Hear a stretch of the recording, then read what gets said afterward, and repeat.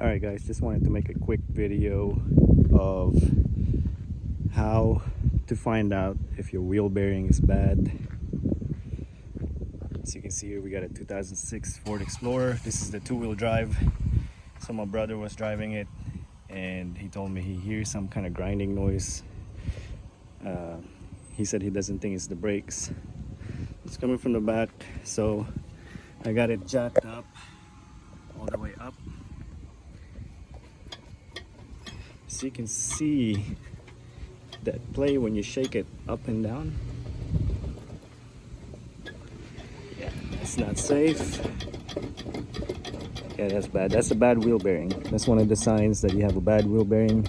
When you're driving it, you hear some kind of like grinding noise. It's gonna sound like it's bad rotors, but it's not. Yep, it's definitely a bad bearing. All right, if this video helped you, click on the subscribe button, click like on the video. If you got any questions, comment below. Thanks for watching.